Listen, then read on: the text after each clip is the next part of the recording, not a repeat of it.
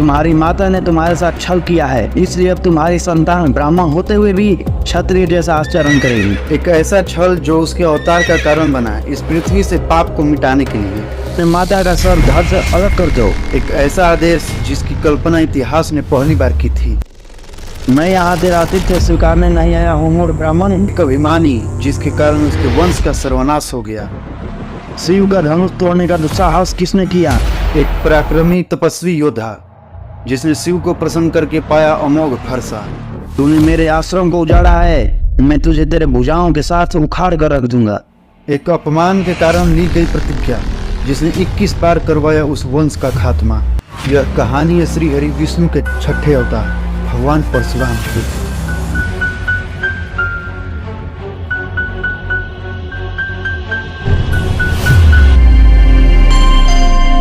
प्राचीन काल में कनौज में गाधी नाम के एक राजा राज्य करते थे। उनके पुत्र नहीं थे, सिर्फ उनकी पुत्री थी जिसका नाम था सत्यवती। राजा गाधी ने सत्यवती का विवाह भृगुनंदन ऋचिक के साथ कर दिया। सत्यवती के विवाह के पश्चात वहाँ भृगु ऋषि ने आकर अपनी पुत्र वधू को आशीर्वाद दिया और उससे वर मांगने के लिए कहा। इस पर सत्यवती ने ससुर को प्रसन्न देखकर उनसे अपने और अपनी माता के लिए एक पुत्र की याचना की। सत्यवती की याचना पर भृगु ऋषि ने उसे 2 चारू पात्र दिए।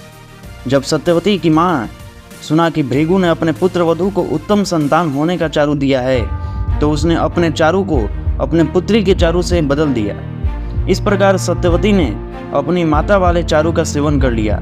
योग शक्ति से भृगु को इस बात का ज्ञात हो गया और वे अपनी पुत्र वधू के पास आकर बोले, हे पुत्री, तुम्हारी माता ने तुम्हारे साथ छल किया है, इसलिए अब तुम्हारी संतान ब्राह्मण होते हुए भी क्षत्रिय जैसा आचरण करेगी।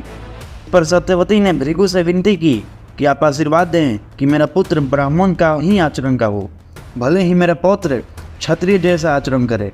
भृगु ने प्रसन्न होकर उसकी विनती स्वीकार कर ली। समय आने पर सत्यवती के गर्भ से जमदग्नि का जन्म हुआ। वो बड़े ही तेजस्वी हुए।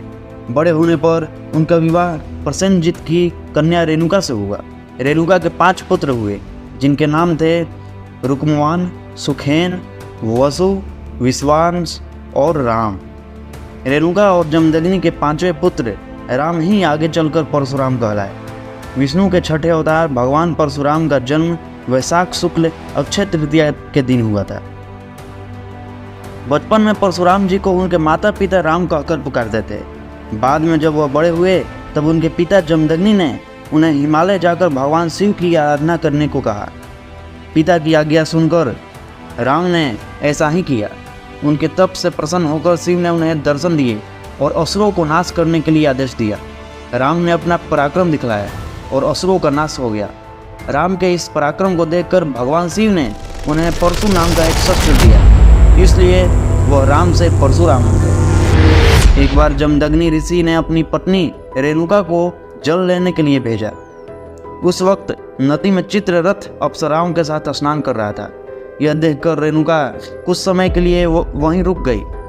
इधर यज्ञ का समय विलंब हो देखकर जमदग्नि ऋषि ने अपनी दिव्य दृष्टि से देख लिया और रेणुका को लौटने के बाद कहा कि तुमने घोर पाप किया है। उन्होंने अपने चारों पुत्रों को माँ को गला काटने का आदेश दे दिया, लेकिन माता प्रेम में चारों भाइयों ने उनकी नहीं मानी। उतने में ही परशुराम जी वहाँ आए। महर्षि जमदग्नि ने परशुराम जी को भी यह आदेश दिया कि अपने चारों भाइयों समेत अपने माता का सर धड़ से अलग कर दो। भगवान परशुराम अपने पिता के आदेश के मुताबिक अपनी माता और भाइयों के सर काट दिए। परशुराम जी से प्रसन्न होकर जमदग्नि ऋषि वरदान मांगने को कहा। परशुराम जी ने वरदान मांगा, उनके भाई और माता फिर से पुनः जीवित हो जाए। महर्षि जमदग्नि ने तथास्तु कहा। प्राचीन माहिष्मती नगर पर है क्षत्रिय राजाओं का राज्य था और उनका सम्राट था अर्जुन। ये वही अर्जुन था जो अपने गुरु दत्तात्रेय को प्रसन्न करके वरदान के रूप में उनसे 1000 भुजाएं प्राप्त की थी। 1000 भुजाएं होने के कारण वो सहस्रार्जुन या सहस्त्र बाहु अर्जुन कहलाया और कृतवीर्य के पुत्र होने के कारण इसे कार्तवीर्य अर्जुन से भी जाना जाता है। पर शक्ति मिलने के बाद सहस्रार्जुन अपना कर्तव्य ही भूल गया। ये अत्याचार करने लगा, प्रजा के साथ ब्राह्मणों को भी हत्या करने लगा। इसकी अहंकार की सीमा इतनी बड़ी हो गई कि अपनी सीमा पार कर महर्षि जमदग्नि के आश्रम तक पहुंच गया। राजन को अपने आश्रम के निकट देख महर्षि जमदग्नि उनके आतिथ्य के लिए आगे बढ़े और दुष्ट सहस्रार्जुन अपने बल के अभिमान में बोला, मैं यहाँ तेरा आतिथ्य स्वीकारने नहीं आया हूँ मूढ़ ब्राह्मण, मुझे तुम्हारी गाय चाहिए, कामधेनु। पर महर्षि ने विनम्र होकर कहा कि हे राजन, हमारे आश्रम की पालन पोषण के लिए एकमात्र साधन है कामधेनु, इसे भी दे दिया तो मैं और मेरे शिष्य यूं ही मर जाएंगे। जमदग्नि के साफ मना कर देने पर सहस्रार्जुन आग बबूला हो गया। उसने सैनिकों को आदेश दिया, इस आश्रम को तहस नहस कर दो और कामधेनु अपने साथ ले चलो। पर कामधेनु को ज्यों ही उसने हाथ लगाया, कामधेनु अंतर ध्यान हो गई। परशुराम ने जब आकर अपने आश्रम का यह दशा देखा तो उनके क्रोध की कोई सीमा नहीं रही। उन्होंने भगवान शिव की दी हुई परशु यानी फरसा को उठाया और प्रतिज्ञा ली, सहस्रार्जुन, तूने मेरे आश्रम को उजाड़ा है, मैं तुझे तेरे भुजाओं के साथ उखाड़ कर रख दूंगा। इस प्रतिज्ञा के साथ भगवान परशुराम जा पहुँचे महिष्मति। वहाँ सहस्रार्जुन को उन्होंने युद्ध के लिए ललकारा, पर अहंकार में डूबा सहस्रार्जुन परशुराम को साधारण समझ रहा था। लेकिन उसे जल्द ही यह आभास हो गया, उसने अपने द्वार पर काल को निमंत्रण दे दिया है। भगवान परशुराम ने हवा में एक ऐसा तीर छोड़ा जो हजारों तीरों में बदल गया और सहस्त्रबाहु की सारी सेना पर बरसात हो गई और देखते ही देखते सहस्त्रबाहु की सेना ढेर हो गई। अब सहस्रार्जुन और परशुराम में भीषण युद्ध हुआ। भगवान परशुराम ने पहले उसके 1000 भुजाओं को काट डाला और उसे तुच्छता का आभास दिलाया और अंत में उसका सिर धड़ से अलग कर दिया। महिष्मति से लौटकर परशुराम ने फिर से आश्रम का निर्माण किया और महेंद्र पर्वत पर तपस्या के लिए चले गए। पर एक दिन सहस्रार्जुन के पुत्रों ने अपने पिता का प्रतिशोध लेने के लिए जमदग्नि मुनि के आश्रम पहुंच गए और वहां उन्होंने घात लगाकर तपस्या में लीन जमदग्नि की हत्या कर दी। जब यह समाचार परशुराम को मिला तो वह क्रोध से दहक उठे और उन्होंने अपनी अंजलि में जल ली और शपथ लिया, है क्षत्रियों ने मेरा आश्रम तहस नहस किया, मेरे निर्दोष पिता की हत्या की, उनके शरीर पर 21 घाव दिए, मैं उसके वंश का 21 बार सर्वनाश करूंगा। भगवान परशुराम ने पूरे महिष्मति नगर को, सहस्रार्जुन के पूरे वंश को नष्ट कर दिया। कहा जाता है कि परशुराम जी के द्वारा इतने लोगों की हत्या हुई कि रक्त की धारा से 5 नदियां भर गई।